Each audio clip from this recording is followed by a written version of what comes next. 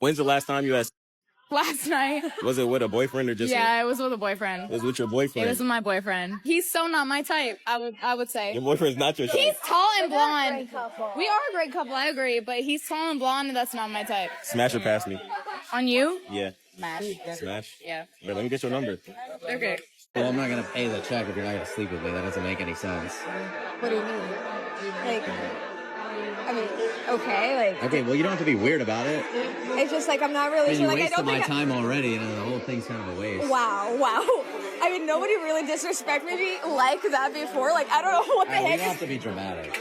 That is not dramatic. Like, do you literally hear what the fuck you're saying? You literally just told me that you're not gonna pay the check if I don't sleep with you. So you were coming, like that was your whole intention. Like, I feel like I was from the day we met till today. I never gave off. Oh, I'm like the hookup No, girl. I just think you're like a drama girl. Says the man who literally just said, "I'm not gonna pay the check if you're not gonna sleep with me." Like, how broke are obviously you? you're down. You're just embarrassed I'm because you don't not want to tell down. your friends No, about it. you're an embarrassing man who's probably broke. Let me see it. You know, honestly, like I don't even want to be a part of this. I'm just gonna like, how much? We're literally having this whole fight over $130. Wow. Cheap ass man. All I hear is the men saying it's not worth it. The women bring nothing to the table. All they do is spend money. I mean, since the dawn of time, men have been paying for the dates, right? Why is this a new thing? Why are you upset about that bit? I swear nothing turns a woman off more than a stingy man. A man filled with stinginess, okay? Because if you have the resources, and it doesn't mean you have to be like going so above and beyond that you can barely survive yourself. I'm not saying that. But you should be spoiling your woman. Like a little something here and there. Spoiling her for Christmas, for birthdays, whatever it is, whatever you can do. You should be doing the best that you can.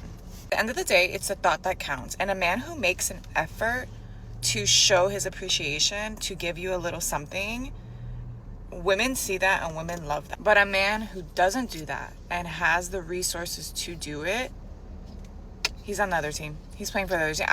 Someone had to say it. Because what do you mean you're not spoiling your lady? What do you mean?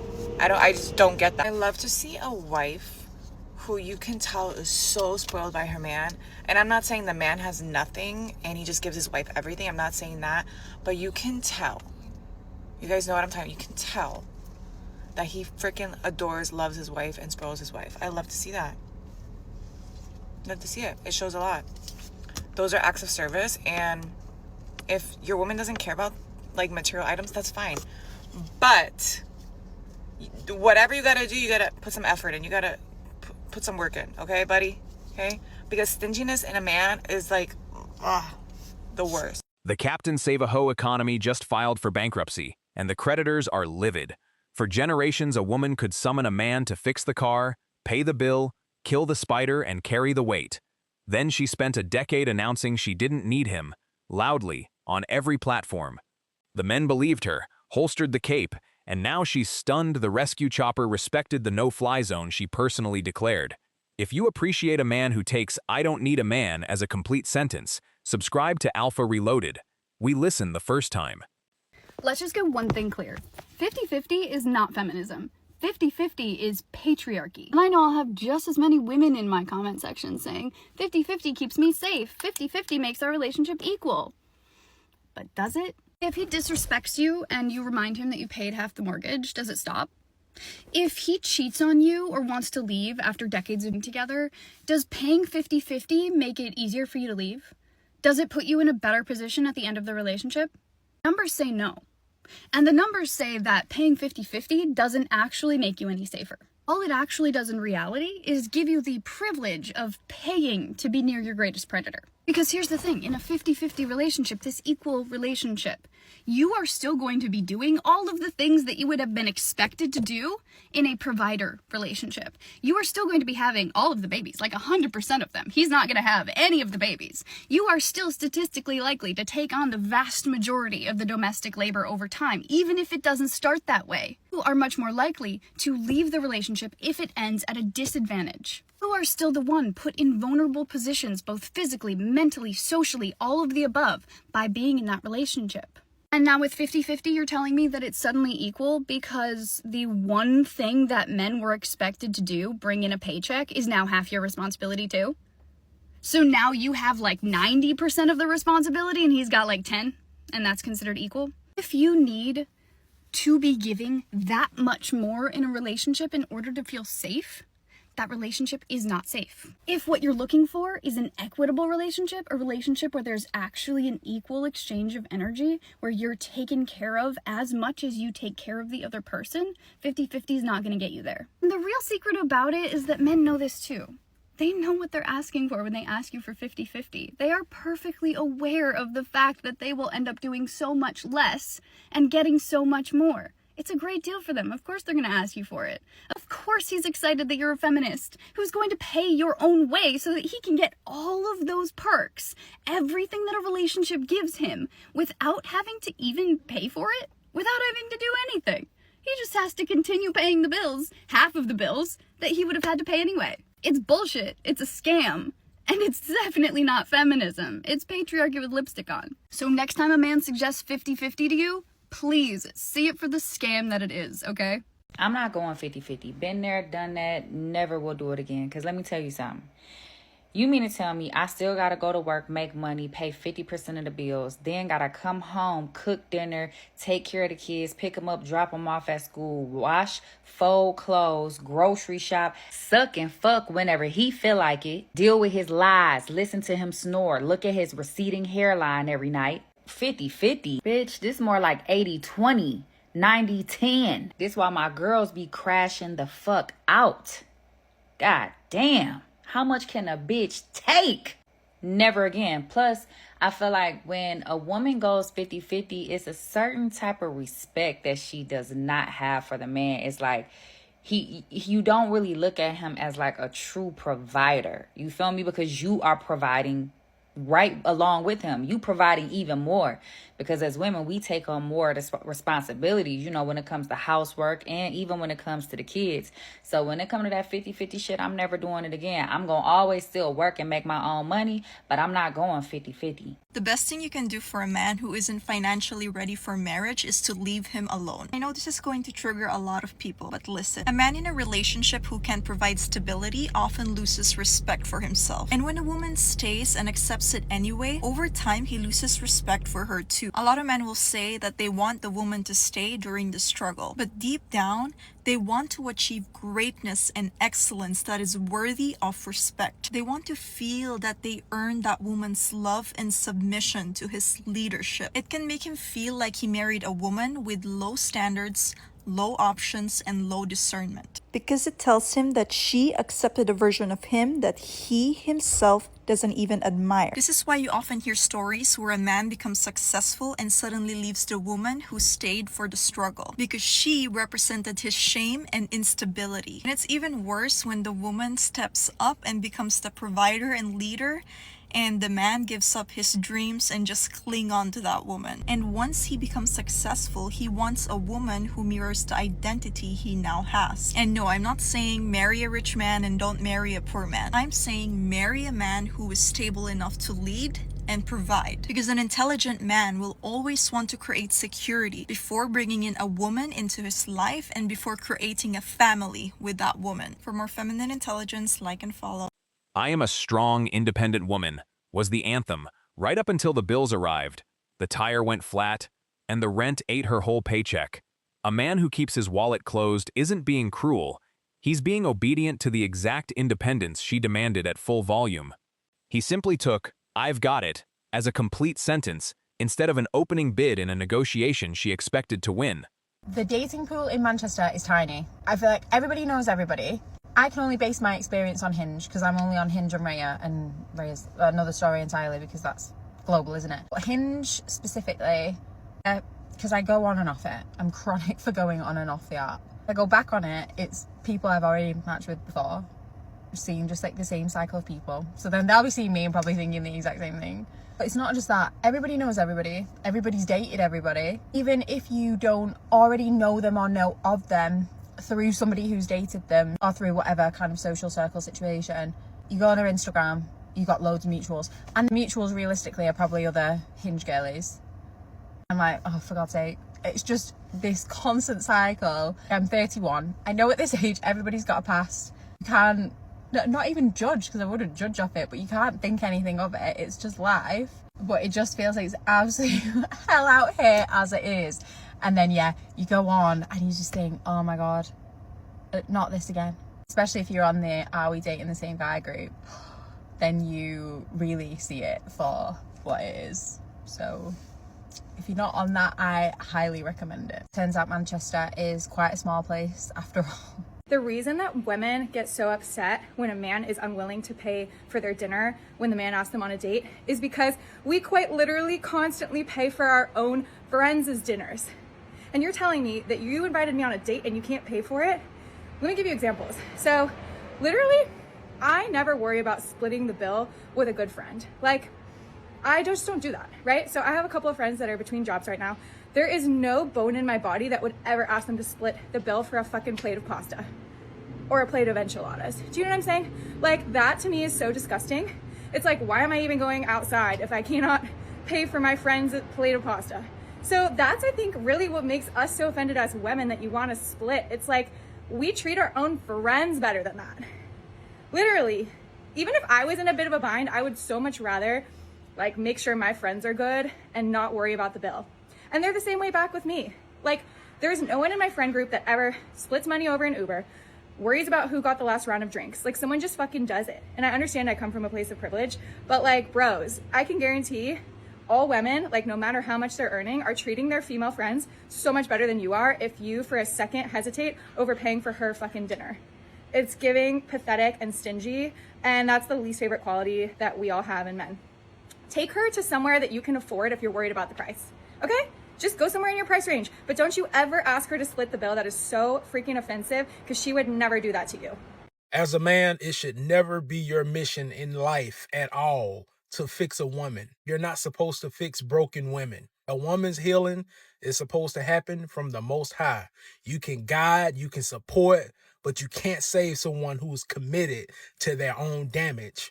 There's a lot of you guys out there that's attempting to try to turn a good whore into a housewife. The only thing you're going to do to yourself is end up broken. You're going to be broken right along with that woman attempting to fix her. A broken woman isn't your responsibility. Protecting your peace is. All right? You're a man, not her repair shop. Understand that. 9 times out of 10, when you try to fix a broken woman, the only thing you're doing is attempting to rebuild a person who enjoys being shattered. There's a lot of women that enjoy being volunteer victims to their own story. So stop trying to save these hoes. Saving a woman who won't save herself only destroys you in the process. Free game. The men who hung up the cape aren't bitter. They're lighter, like a pack mule that finally got the saddlebags cut loose. Rescuing and funding someone who treated him as optional was a one-way transaction with terrible terms and a hostile counterparty. He didn't quit out of spite. He quit because the job paid in resentment, the hours were brutal, and the position came with no upside and unlimited liability. One of my mutuals made a video where he was saying that men going to work, and this is in the context of like being a husband and having children, being in a family, that men going to work is not a sacrifice and the men are having a fit. Their very angry response kind of confirms something that I learned in my own marriage, which is that men don't really want to be providers. They don't really want to take care of their wives and their children. They will, it's their obligation, it's their responsibility, but it's not something they really desire to do. I was married for 18 years and I was a stay-at-home mom for 13 of those years. And I was very shocked to find out near the end of my marriage, when things were really disintegrating, how my now ex-husband really felt about me staying at home all of those years. While he acknowledged the work that I did, as I said, I was a stay-at-home mom to 2 kids who were disabled. I did the majority of the chores in the home, the mental emotional labor. I did a majority of the hands-on parenting for our 2 kids. While he appreciated and respected what I did to a certain degree. In his mind, it was nowhere near the contribution that he was making to the marriage and the family. Like if there's like a marriage pie, in his mind, he was contributing 75% of the pie. And I was only doing, like 25. He felt a lot of anger and resentment that he had to go out and work and I got to stay home. He looked at it like he was doing me a favor. It's like, that's what you wanted. You wanted to stay home with the kids, and I gave that to you. And the feeling was he wasn't getting near what he should have been receiving from me for giving me this huge gift of being able to stay at home. Now, I was under the impression that we made this decision together. My ex-husband was in the military. We moved. Like I said, our 2 kids were disabled. There were lots of reasons why it made sense for me to stay home and take care of the kids. And I know that I worked very hard in our home. Our home was clean. Everything was taken care of. Our children being taken care of. He didn't really have to come home and do much at all. So I didn't really understand where the resentment came from until he said something during an argument we had that was kind of a tell. He said, if it wasn't for you and the kids, I could be doing what I really wanted to do in my life. And I was really shocked because in my mind, I was thinking, isn't being married to me and being in this family what you really wanted out of your life? And this is why every time I see a woman who says, I want a provider, I want a man to take care of me, just understand what you're getting for that is a man who's going to resent you and eventually hate you for it. Because to be honest, he really doesn't want to do it. If a man's stingy with his money, he's going to be stingy with everything else. That means he's going to be stingy with his time. He's going to be stingy with his love. He's going to be stingy with everything. Do you understand that money is easy to come and go? Okay? Do not fall into the trap of thinking that money is not easy to come and go. You can work, you can do so many things, especially as a man. It is so easy for them to make money. If they're not making it, that is on them. The entire game is literally created for them, by them. Making us, pushing us out. Okay? And we're still fucking winning at it. So if this guy does not want to provide for you, wants you to invest your time, your energy, sleep with him, do all of these things for him, serve him like he's a fucking king when he's not a fucking king, he's a fucking loser. Okay? And you as a queen don't know your value and are serving him and are giving him everything without getting anything in exchange? No. That man is gonna literally make you hate life. Period. Coming to you from a woman. Then the plot twist nobody scripted. Independence turned out to be a full-time job with no benefits and no clock out. The flat tire, the heavy box, the leaking sink, the terrifying bank balance, all hers now. The strong and independent slogan forgot to mention the strong part was load-bearing, and the independent part meant nobody's coming to share the load. Reality, as always, charged for the upgrade she demanded for free. Wonder why high-value men are not approaching you? It's not because they don't exist. It's because women scared them all away. All I see on social media is men being canceled and scrutinized just for being men. We have literally embarrassed, belittled, and threatened men just for trying to approach us women. I understand there are some horror stories out there, but women can be just as guilty. All the high-value men are doing the same thing us women do on a daily basis. Like go to the gym, go to work, get coffee, go to the grocery store. The problem is that women have become so cold and out of touch with our feminine energy that men are literally horrified of being that guy or getting canceled and trashed on. Most of them have just completely backed off because we women have been screaming at them not to come talk to us. We have to take accountability for our action and behavior as women and stop making men look like monsters and start embodying our feminine energy to be more warm and inviting for the right man to swoop you off your feet. Watch the pendulum swing back mid-sentence. The same woman who declared war on the provider model now wants a man to step up. But you can't spend 10 years demolishing a bridge and then complain there's no convenient way across the river. The men took the demolition order literally, built their houses on the far bank, and the ferry isn't running. Be careful what you legislate. It tends to pass. Nothing pisses me off more than when a man that looks like the shit on the bottom of my shoe is like, hey, can I take you out? Now, I'm not going to say I'm the greatest thing since sliced bread, but I know I ain't ugly. And this is one of the reasons why women believe that men do not approach them anymore. Why men do not shoot their shot and ask women on dates anymore. You know you can reject a man without being rude, disrespectful, and harmful to somebody else's heart. You can sit there and tell someone respectfully, I'm not interested, but instead, you will do everything in your power to make that person feel as if they are insignificant. Just because somebody isn't attractive to you doesn't mean that they're not worthy of going after somebody. Although I don't believe this applies to all women, but there's women out there that speak on hating men, that men should leave them alone, that they should choose the bear over the man. So when a man chills out and he says, I don't want to deal with it anymore, y'all really be sitting over there wondering why men do not reach out to y'all. Men have to be vulnerable, men have to perform, men have to impress, and men have to chase/pursue just to see if a woman wants to give him an opportunity in the first place. And see, this is the thing. It's not that women don't want to be approached, it's that they want to be approached by the men that they want.